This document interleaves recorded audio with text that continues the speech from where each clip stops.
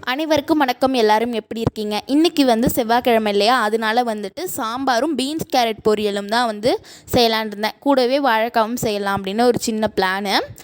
So அதுக்காக பார்த்திங்கன்னா அடுப்பில் வந்து பருப்பு வந்து வேக போட்டுட்டேன். யூஸ்வலாகவே நம்ம துவரை தானே யூஸ் பண்ணுவோம் சாம்பாருக்குன்னா. இன்றைக்கி சாம்பாரில் வந்து சிம்பிளாக கத்திரிக்காய், மாங்காய் கூடவே வந்து முருங்கைக்காய் போட்டு சாம்பாரை முடிச்சலாம் அப்படின்ட்டு அதை மட்டும் எடுத்து வச்சுருக்கேன். பீன்ஸும் கேரட்டும் எடுத்து வச்சுருக்கேன் பொரியல் பண்ண. வாழைக்காய் வீட்லேயே இருந்த வாழைக்காய் ரொம்ப சூப்பராக இருக்கும். அதுக்கப்புறம் கீரை பொறுத்த வரைக்கும் எங்கள் வீட்டில் வந்து நிறைய மரம் இருக்குது. கீரை மரம் கிட்டத்தட்ட 2-3 இருக்குதுன்னு வச்சுக்கோங்களேன். அதுலேருந்து ஃப்ரெஷ்ஷாக பறிச்சுது. நான் எப்பொழுதுமே பாப்பாவுக்கு பாதாம், டேட்ஸ், கிரேப்ஸ் கொடுக்க மாட்டேன். பாதாம், டேட்ஸ் வந்து 5 கொடுப்பேன். விச் மீன்ஸ் டேட்ஸ் வந்து 1 கொடுப்பேன், பாதாம் வந்து 10 கொடுப்பேன். அது நல்லது. நீங்களும் வேணால் உங்கள் பசங்களுக்கு கொடுங்க, ரொம்ப நல்லது. பிரெயின் மெமரி பவர் எல்லாத்துக்குமே ரொம்ப நல்லது. அப்படியே சட்னியும் வந்து அரைச்சி எடுத்துட்டேன். இப்போ வந்து நம்ம பீன்ஸ் கேரட் பொரியல் எப்படி செய்யலான்னு பார்க்கலாம். அதுக்கு வந்துட்டு கடாயில்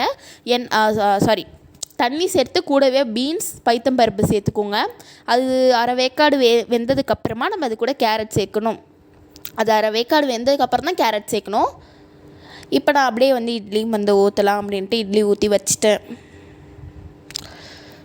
ஸோ எத்தனை பேருக்குலாம் இட்லி பிடிக்கும்னு சொல்லுங்கள். பட் எங்கள் பாப்பாவுக்கு காலையில் இட்லி சாப்பிட கரெக்டாக இருக்கும், நைட்லாம் தோசை தான். அதுக்கப்புறம் அது வெந்ததுக்கப்புறம் ஒரு எண்ணெய் சட்டி எடுத்துக்கோங்க. அதில் கொஞ்சமாக எண்ணெய் சேர்த்து கூடவே வந்து கடுகு சேர்த்துக்கோங்க. கடுகு சேர்த்ததுக்கப்புறம் வெங்காயம், கருவேப்பிலை, சோம்பு சேர்த்துக்கோங்க. இது சேர்த்து கொஞ்சம் நேரம் நல்லா வதக்கி எடுத்துக்கோங்க. கொஞ்சம் வெங்காயம் வந்து ஒரு ப்ரௌனாக டார்க் ப்ரௌனில் இந்த மாதிரி கலருக்கு வந்ததுக்கப்புறம் கூடவே காரத்தூளும் வந்து சேர்த்துக்கோங்க.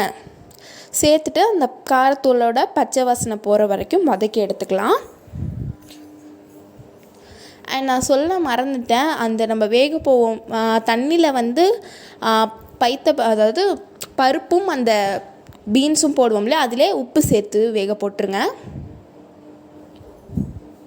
இப்போ நம்ம வேக வச்சுருந்த கேரட், பீன்ஸை அதில் சேர்த்து நல்லா வதக்கி எடுத்துக்கலாம். இந்த மாதிரி வதக்கி எடுத்துக்கோங்க.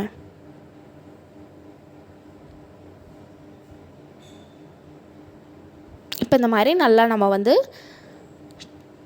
கொஞ்சம் வதக்கி எடுத்துக்கலாம். இந்த மாதிரி உங்களுக்கு எவ்வளோ நேரம் தேவையோ அந்த அளவுக்கு நீங்கள் வதக்கி எடுத்துக்கலாம். ஒரு 2 மினிட்ஸ் போதும்னு வச்சுக்கோங்களேன். இப்போ வதக்கி எடுத்ததுக்கப்புறம் நம்ம திருவி வச்சுருந்த தேங்காவை கொஞ்சமாக சேர்த்து அதையும் நல்லா வதக்கி எடுத்துக்கலாம். உண்மையாக சொல்கிறேன், இந்த மெத்தடில் பண்ணி பாருங்கள். உங்கள் பசங்களுக்கு பிடிக்கலனா கூட பிடிச்சிருக்கு அப்படின்னு சாப்பிடுவாங்க. முன்னெல்லாம் பிடிக்காம இருந்த சாப்பாடு இப்போ இந்தமாரி செஞ்சு கொடுத்ததுக்கப்புறம் கண்டிப்பாக சாப்பிடுவாங்க. ஏன்னா ரொம்ப நல்லாயிருக்கும் டேஸ்ட்டு. காரம் உங்களுக்கு தேவையான அளவுக்கு நீங்கள் சேர்த்துக்கலாம். சேர்த்து கொஞ்சம் நேரம் நல்லா வதக்கினதுக்கப்புறம் நீங்கள் ஸ்டவ் ஆஃப் பண்ணிக்கோங்க. இப்போ நான் வந்து பாப்பாவுக்கு இட்லியும் அதுக்கப்புறம் வந்து வாழைக்காவும் வந்து ஃப்ரை பண்ணி வச்சுட்டேன். இன்றைக்கான டிஷ் என்னென்னா சாதம், கத்திரிக்காய், முருங்கைக்காய், மாங்காய் போட்ட சாம்பார், வாழைக்காய், அதுக்கப்புறம் பீன்ஸ் கேரட் பொரியல் தான். இதுதான் எங்கள் வீட்டோட சிம்பிளான டிஷ். உங்கள் வீட்டில் என்ன டிஷ்ஷுன்னு சொல்லிவிட்டு சப்ஸ்கிரைப் பண்ணுங்கள். வணக்கம்.